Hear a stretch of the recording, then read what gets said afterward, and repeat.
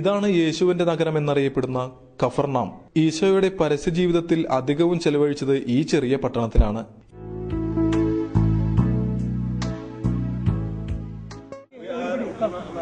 We are in Capernaum. Jesus lived in Nazareth 30 years. And he lived in Nazareth. He performed even not one miracle. Because the people of Nazareth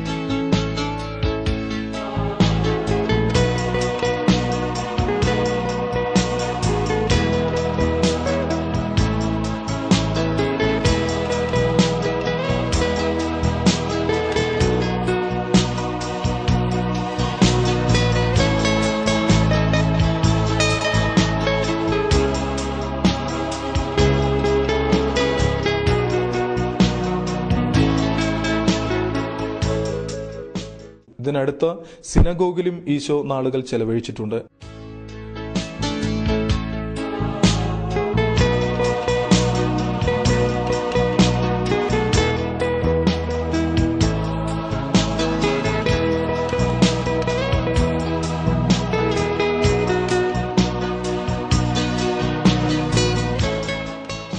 ഇവിടെ തന്നെയാണ് മത്തായിയുടെ ചുങ്കസ്ഥലവും.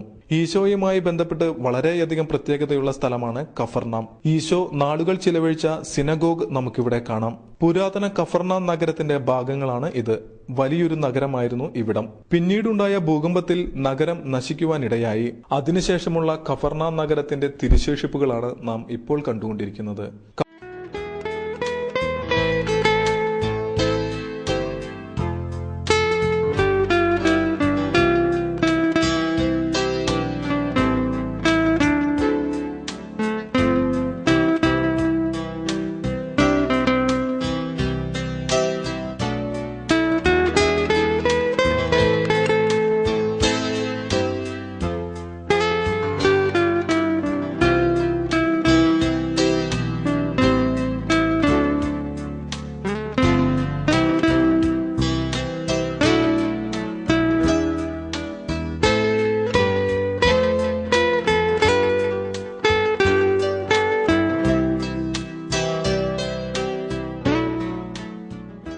കഫർനാം നഗരത്തിന്റെ തിലകക്കുറിയായ പത്രോസിന്റെ ഭവനമാണ് ഇത്. Byzantine കാലഘട്ടത്തിൽ നിർമ്മിച്ച പഴയ പള്ളിയാണ് ഇതിന് മുകളിൽ കാണുന്നത്. പള്ളിക്ക് കീഴെയുള്ള ഭവനമാണ് പത്രോസിന്റേത്. ഈ ഭവനത്തിൽ ഈശോ ദീർഘനാൾ ചെലവഴിച്ചു.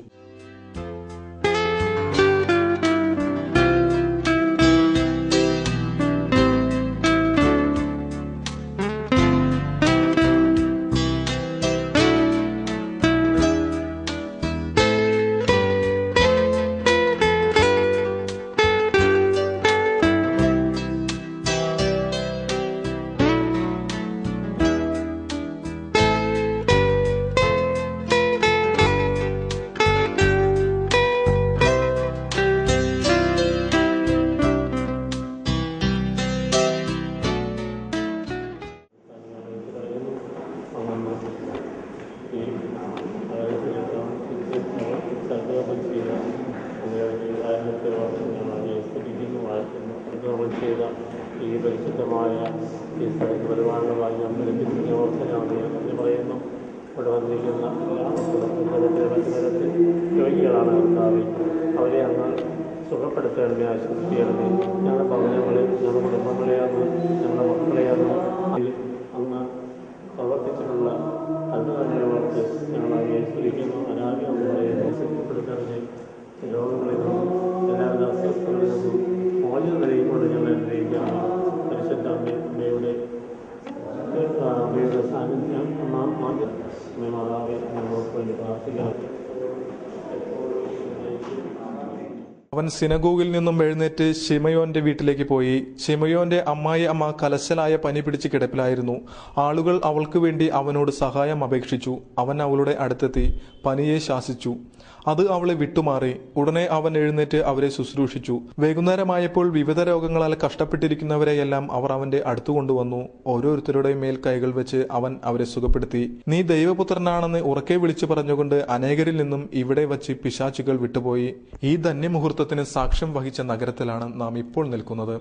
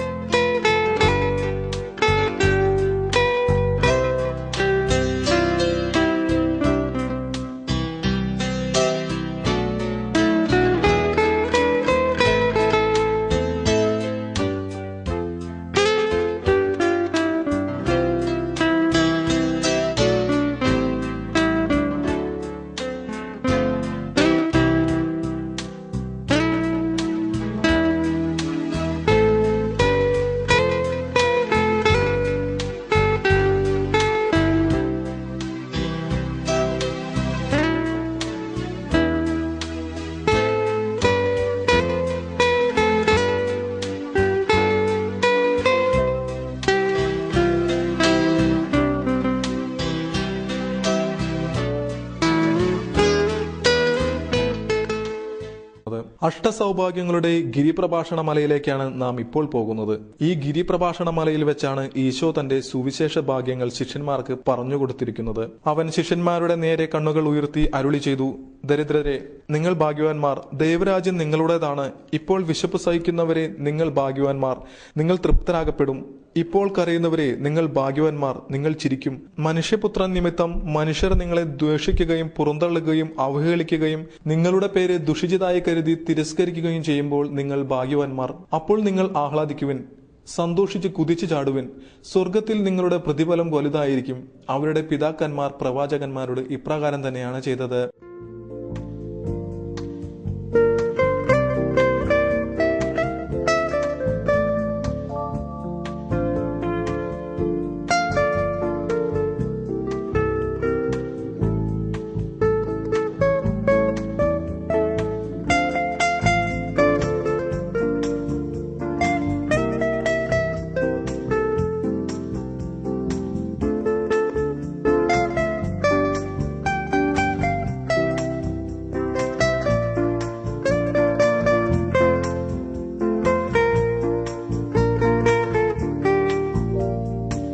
ഗിരിപ്രഭാഷണ മല സന്ദർശിച്ച ശേഷം കാനായിലെ കല്യാണ വീട് കാണുവാനായി എല്ലാവരും യാത്ര തിരിക്കുകയാണ്. അവിടെ വെച്ച് വിവാഹ വാഗ്ദാനം പുതുക്കേണ്ടതുണ്ട്, ദിവ്യബലിയിൽ പങ്കെടുക്കേണ്ടതുണ്ട്. ഈ കാര്യങ്ങളെല്ലാം മനസ്സിലോർത്തിട്ടാണ് ഈ യാത്ര. ഇതാണ് കാനായിലെ കല്യാണ വീട്ടിൽ സ്ഥാപിച്ചിട്ടുള്ള ദേവാലയം. ഈശോയുടെ ആദ്യത്തെ അത്ഭുതം നടന്ന പുണ്യഭൂമിയാണിത്. കാനായിലെ കല്യാണശേഷം വിളമ്പുവാൻ കൊടുത്ത വീഞ്ഞു തീർന്നു പോകയാൽ പരിശുദ്ധ അമ്മയുടെ നിർദ്ദേശപ്രകാരമാണ് ഈശോ തന്റെ ആദ്യത്തെ അത്ഭുതം പ്രവർത്തിച്ചത്. ഈ അത്ഭുതത്തിന് സാക്ഷ്യമേകിയ കാനായിലെ കല്യാണ വീട്ടിൽ ഒരു ദിവ്യബലിക്കായി ഏവരും ഒരുങ്ങുകയാണ്.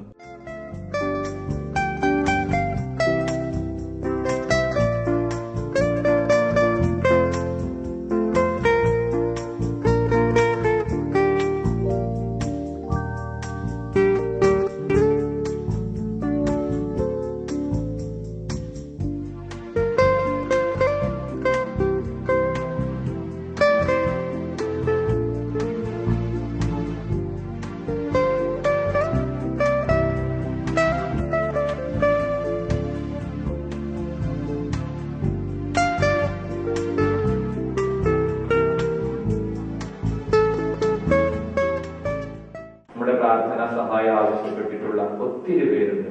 അവർക്കൊക്കെ വേണ്ടി തീക്ഷ്ണതയോടെ നമ്മൾ പ്രാർത്ഥിക്കും. കർത്താവ് നമ്മളെ അവരുടെ ഒക്കെ ആവശ്യങ്ങളിൽ കർത്താവ് ഇടപെടും. അമ്മ നമ്മുടെ കൂടെയുണ്ട്. അമ്മയുടെ സജീവമായ സാന്നിധ്യമുള്ള ഒരു നമുക്ക് മനസ്തവിക്കാം. കർത്താവ്, നിന്റെ തിരുമുമ്പിലായിരിക്കാൻ, നിന്റെ ഈ വിശുദ്ധ സ്ഥലത്ത് നിൽക്കാൻ ഒരു യോഗ്യതയും അർഹതയും എനിക്കില്ല. നിന്റെ കാരുണ്യമാണ് എന്റെ ബലം. അനുതാപത്തോടും വിശ്വാസത്തോടും നിറഞ്ഞ സ്നേഹത്തോടും കൂടെ കർത്താവിന്റെ ബലിയർപ്പിച്ച് ഒരുമയോടെ നമുക്ക് പ്രാർത്ഥിക്കാം. കർത്താവ് അമ്മ വഴി വലിയ നന്മകൾ നമുക്കും നമ്മുടെ കുടുംബങ്ങൾക്കും എല്ലാ പ്രിയപ്പെട്ടവർക്കും നൽകുമാറാകട്ടെ. ആമേൻ.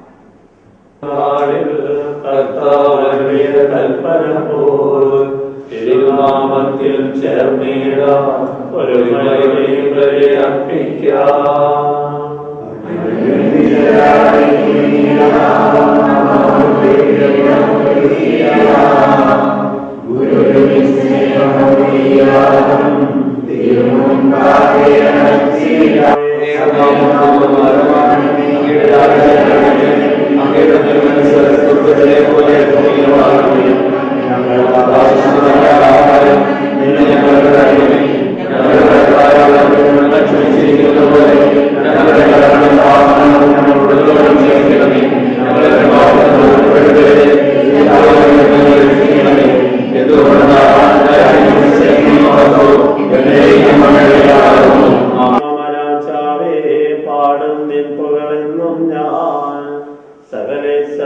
തിരുനാമം വാഴ്ത്തിയിടും ഞാൻ അനവരനം.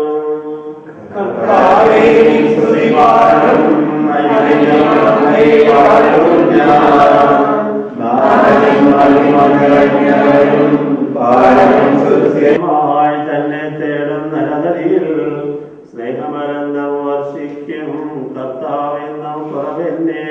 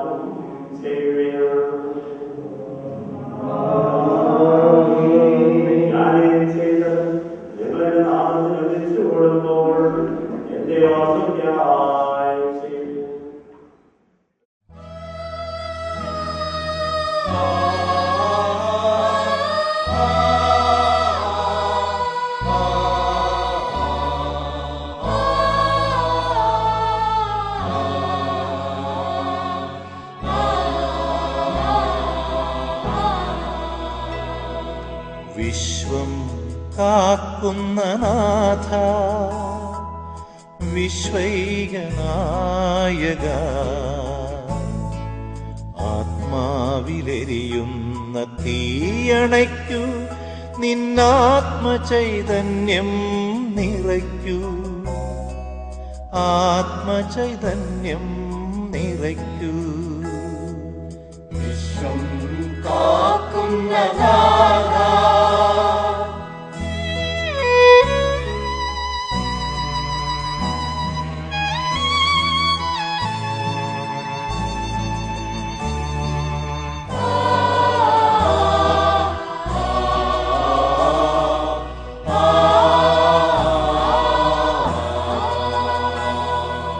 ഇടയൻ കൈവിട്ട കുഞ്ഞാടുകൾ ഇരുളിൽ കൈത്തിരി തിരയുമ്പോൾ, ഇടയൻ കൈവിട്ട കുഞ്ഞാടുകൾ ഇരുളിൽ കൈത്തിരി തിരയുമ്പോൾ, ആരുമില്ലാത്തവർക്ക് അഭയം നൽകും കാരുണ്യമെന്നിൽ ചൊരിയണമേ, കാരുണ്യമെന്നിൽ ചൊരിയണമേ. വിശ്വം കാക്കുന്ന നാഥാ, സ്വതന്ത്രമായ മനസ്സോട് പൂർണ്ണമായ സമ്മതത്തോടും കൂടെ നിന്റെ പ്രിയപ്പെട്ടവളെ ഭാര്യയായി നിന്റെ മനസ്സിൽ നീ സ്വീകരിക്കാൻ സമ്മതമാണ്. ഭാര്യമാരാണ് ചോദ്യം. മിശിഹായുടെ നിയമവും തിരുസഭയുടെ നടപടിയും അനുസരിച്ച് ദൈവം നിനക്ക് തന്ന പ്രിയപ്പെട്ടവരെ ഭർത്താവായി ജീവിതകാലം മുഴുവനും കൊണ്ടു നടക്കാൻ നിനക്ക് സമ്മതമാണ്. രണ്ടുപേരും കാര്യങ്ങൾ ഓർത്തുവിടും. അബ്രാഹം